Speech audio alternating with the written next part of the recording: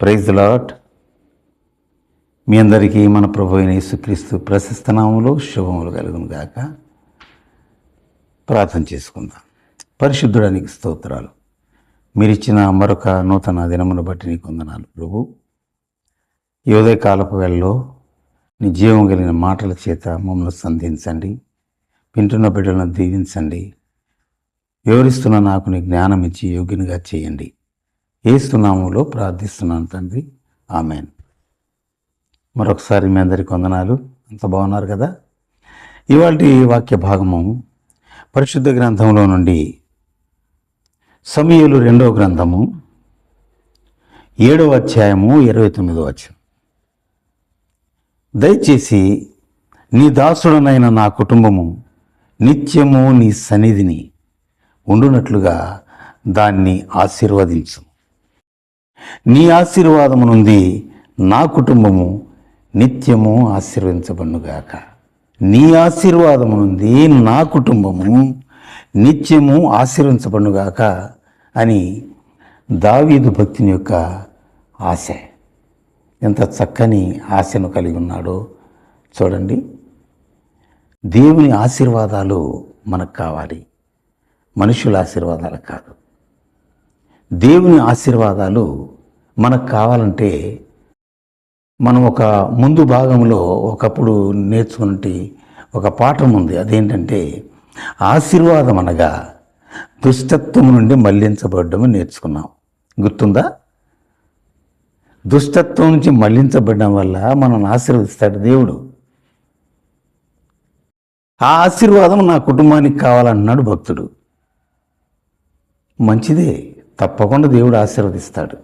అయితే మన కుటుంబంలో ఉన్నవారంతా మారు మనసు పొందిన వారేనా? రక్షణ అనుభవం కలిగిన వారేనా? దేవుని యందు భయభక్తులు కలిగి ఆయన త్రోవలో నడిచేవారేనా? దావీదు భక్తుని గురించి దేవుడు చెప్పిన సాక్ష్యం ఏమిటి? దావీదు నా హృదయానుసారుడైన మనుష్యుడు. అతడు నా ఆజ్ఞలను, నా కట్టడలను చక్కగా అనుసరించేవాడు, యథార్థవంతుడని దేవుడే ఆయన గురించిన సాక్ష్యం ఇచ్చాడు. మరి నా కుటుంబాన్ని కూడా నువ్వు ఆశీర్వించాలి ప్రభు అన్నాడుగా. మరి ఆ కుటుంబంలో వారు కూడాను దావీదు లాంటి అనుభవము, దావీదు లాంటి సాక్ష్యము కలిగి ఉన్నారా? అలా ఉంటే వారందరూ కూడాను ఆశీర్వించబడతారు.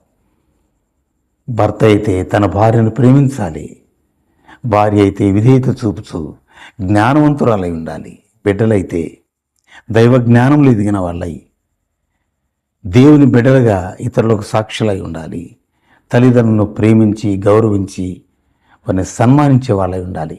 ఇది దేవుని కుటుంబం. ఈ కుటుంబంలో దేవుని కార్యాలు జరుగుతూ ఉంటాయి, అంతకంతకు వర్ధిల్లుతూ ఉంటారు, అభివృద్ధి చెందుతూ ఉంటారు. ఈ కుటుంబంలో ఉన్నటువంటి వారందరూ కూడాను దేవుని ఆశీర్వాదం ఎలాంటిదో దావీదుకు బాగా తెలుసు.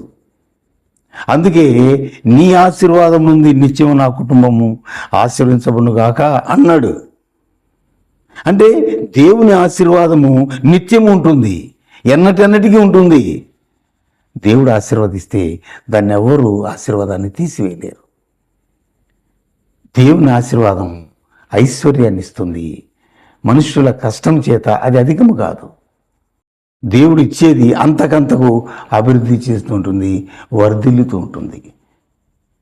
కనుక ఇక్కడ దావీదు భక్తుని జీవితంలో ఆయన పొందిన ఆశీర్వాదాలు ఆయన తర్వాత తన కుమారునికి ఎలా ఇచ్చి వారిని రాజును చేశాడు, వారిని అంతకంతకు దీవించాడు. అలాగే వాక్యం వింటున్న మీరు, మనము అందరం కూడాను ఆశీర్వదించబడాలంటే మనము మన కుటుంబాలు దేవునికి నమ్మకమైనవిగా ఉండాలి. దావీదు తన కుటుంబంలో దేవుని యొక్క సన్నిధిని ఏర్పాటు చేసుకున్నాడు. దేవుని సన్నిధిని ఏర్పాటు చేసుకున్నాడు. ఆయన కుటుంబంలో ఆయన దేవుని యొక్క ప్రార్థనను, దేవుని యొక్క పాటలను ఎప్పుడు వినిపించేవిగా చేశాడు. మనం కూడాను అలాంటి స్థితిలో మనము ఉన్నట్లయితే మన స్థితి అధికమవుతుంది. ఈ ఉదయకాల సమయంలో మనం ఎలా మనం గ్రహించుకోవాలని నేను మీతో మనవి చేస్తున్నాను. ఎంతగానో మనము దేవుని చేత ఆశీర్వించబడాలంటే మన కుటుంబము ఆయన సన్నిధిలో ఉండాలి, ఎప్పుడు ఉండాలి ఆయన సన్నిధిలో. మరి నీ కుటుంబము ఆయన సన్నిధిలో ఉంటుందా? ఆదివారాలు నీ కుటుంబం అంతా దేవుని సన్నిధిలో కనిపిస్తుందా? ఆలోచించి. కనిపించాలి. ఆయనకు నువ్వు కనిపిస్తూ ఉండాలి. ఆయన నిన్ను ఆశీర్వదిస్తూ ఉంటాడు. నీవు నీ కుటుంబము ఇక నుండి దేవుని సన్నిధిలో కనిపిస్తూ ప్రార్థించండి. మీ సమస్యలు తీరుతాయి. మీకు ప్రతి విషయంలో ఆయన ముందుగా ఉండి మీ కోరికను సిద్ధింపు చేస్తాడు. అలాంటి దేవుడు మనందరికీ కావాలని కోరుకొని ఆయనలో ఈ నూతన సంవత్సరం కొనసాగడానికి ప్రభు మనల్ని ఆశీర్వించి కొనసాగించునుగాక. ఆమెన్. ప్రార్థన చేసుకుందాం. కృపగల తండ్రి, నీ కొందనాలు నాయన. నిజంగా నీ ఆశీర్వాదం నుండి మా కుటుంబాలు ఎప్పుడూ ఆశీర్వించబడాలని, మా కోరికలు నెరవేరడానికి కావలసినటువంటి నీ యొక్క సహాయం దయచేయండి ప్రభువా.